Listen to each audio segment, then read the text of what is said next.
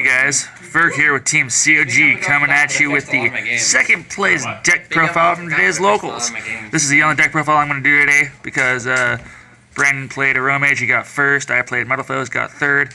Alex was playing Charles.deck, got fourth. We all went 2 and 1, so it's kind of a big bubble. Oh, and Ryan and Matt were here too, I guess. So, without further ado, we got the Pure Dragonmaids, and who's playing it?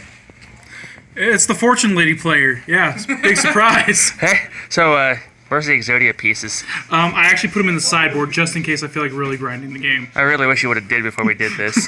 but how are you feeling about second place?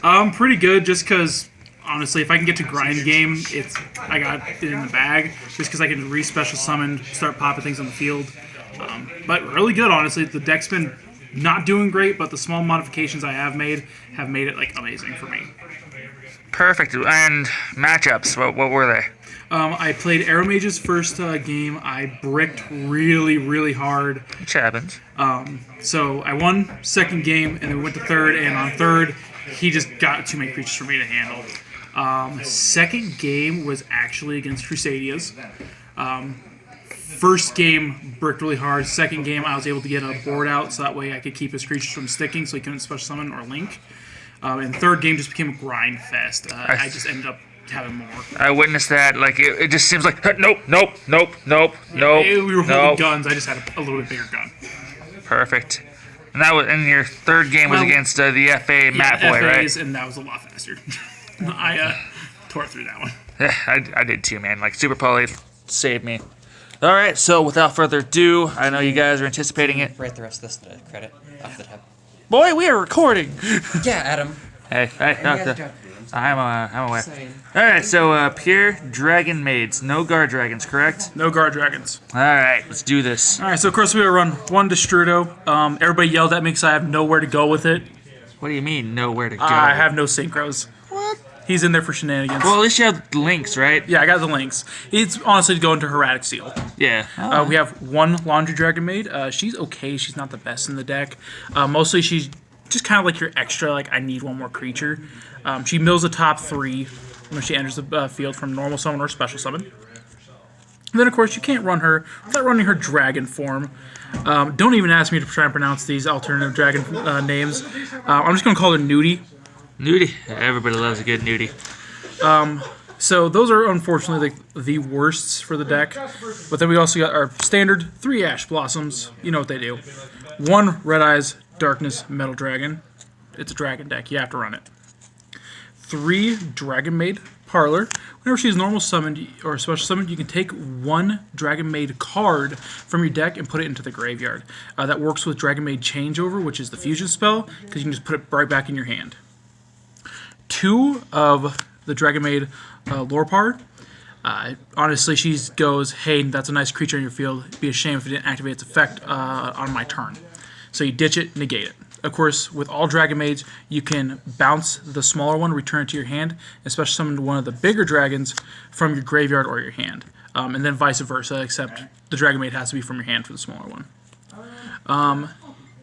3 Kitchen Dragonmaid. She's absolutely amazing. You get to add a Dragonmaid monster from your deck to your hand, and then you discard 1 Dragonmaid monster from your hand to the graveyard. It's really good with getting her alternate form into the graveyard. Dragonmaid Tinkek. I had no idea. We'll call him Tink. Yeah, we'll call it Tink. This one's really good because if you keep it in your hand, you can boost any of your Dragonmaids by 2,000 attack as a quick effect. It's the honest for the deck. It's really good. I had a creature swing at me, and I was just like, how about no? That was against Alex, too, wasn't it? Because he didn't realize the effect. He went to attack you with Aquamax, actually. Yep. And you're like, hey, by the way, no. And then, so here comes kind of the MVPs of the deck. Dragonmaid Ernest.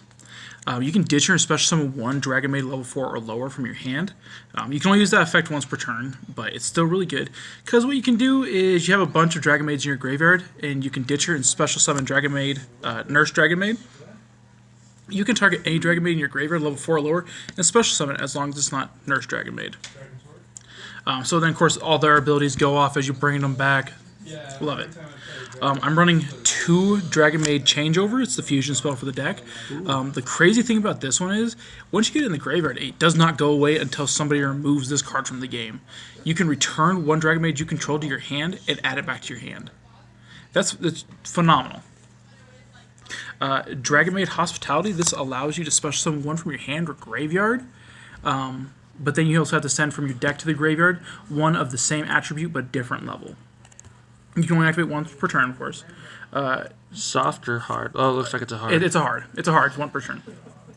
Dragonmaid Welcome. This gives all my Dragonmaids, or all my creatures 100 attack for each different Dragonmaid on the field. And then if I have 2 or more Dragonmaids on the field that with different names, that actually gets returned 1 Dragonmaid card from my graveyard to my hand.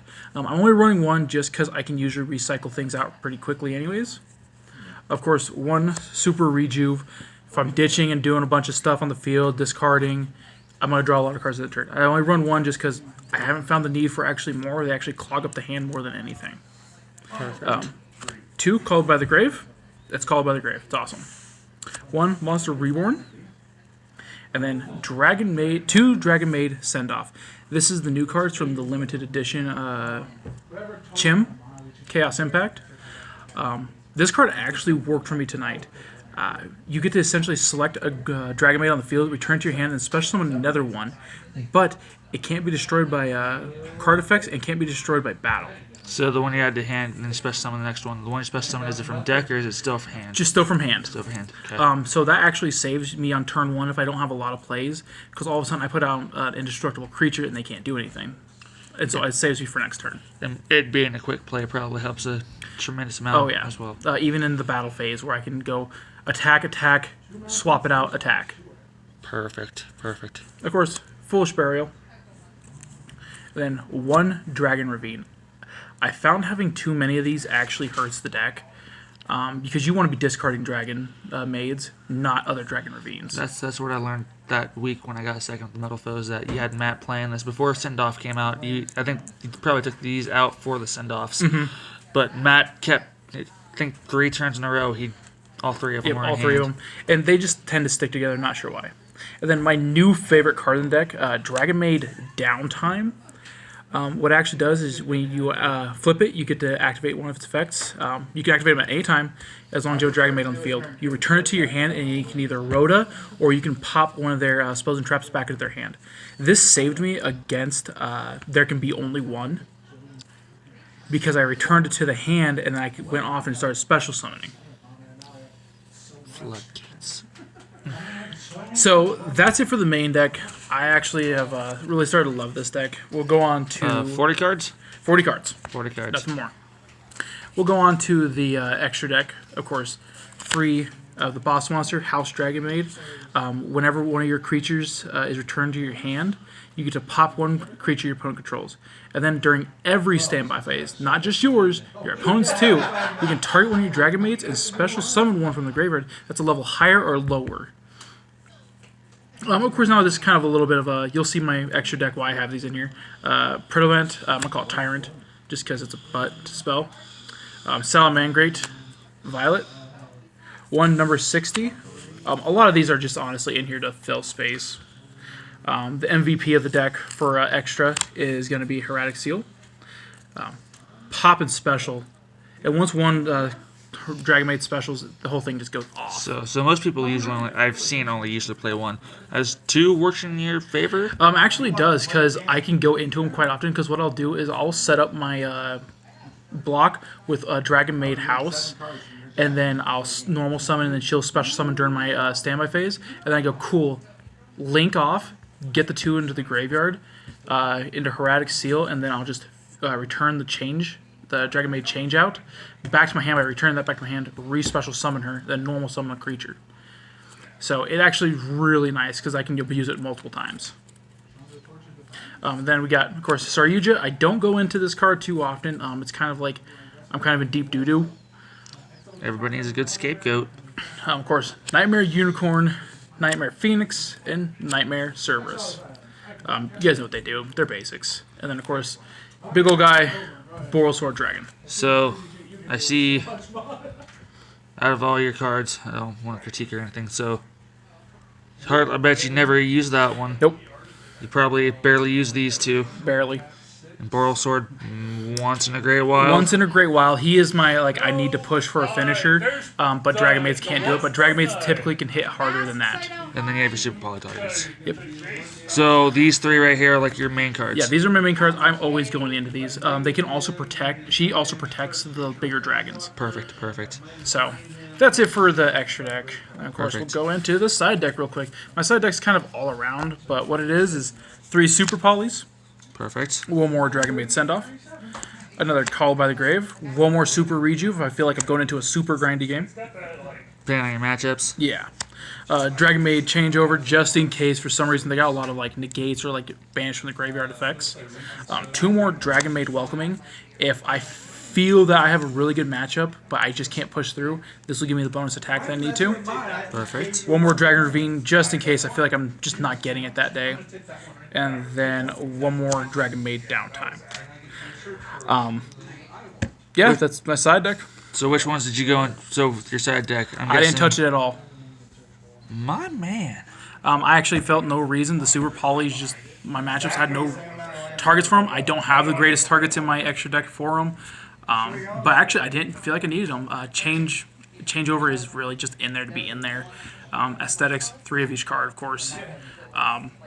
Yeah, I felt like I hit everything really consistently. There's a lot of Dragonmaid cards that just let me at them. I mean, Dragonmaid Downtime lets me just Rhoda for things. And it's any Dragonmaid card. So you're just like, hey, return to my hand at the end of your turn. Rhoda, my turn, dump everything and just go all in. So, but that's it. Any changes you think you'd want to make? I will be adding, like, LP... All the guard dragon yeah, stuff. I'll be adding the Guard Dragon stuff. It's just too good not to. I think it'd help the deck out a lot. And it'll free up that Yeah, it'll free up all this. because you want to play this. You might. I'll keep a couple of these, just kind of the basic ones, but a lot of the time, Dragonmaid House Dragonmaid will be popping the creatures that are a problem for me. It is a target ability, but I'm just gonna start as much as I can popping things. If I can't get over it, I throw the Dragonmaid Tink on top of it. That's a 5 grand beat stick. Ooh. I actually pulled this. Somebody attacked me with a 3,500 creature, and I dropped that and made it a 5 grand beat stick. Is that today? Yep, against Matt because he swung at me with a 3,500 FA and tried to get over it, and he couldn't. Matt was just missing it today, apparently. But that's it. All Overall, right, I'm really happy with the deck. I'm proud of you, man. Like you used to play a while ago. You came back, and comparing this to your Fortune Fairies, are you going? Don't ever go back to Fortune Fairies, right? I'll do Fortune Ladies again, of course, when I'm feeling like dropping Exodia on somebody again. Brendan. Yep, Brandon. All right, guys. Well, this is Sebastian with his Dragonmaids. And as always, it's Ferg, Team COG. Don't forget to comment, like, and subscribe. And if you're feeling ever so goddamn generous, hit that bell. Do you mind if I throw in a plug? Oh, it's up to you, man. All right. I do stream on Twitch quite often at twitch.tv/bash_pack.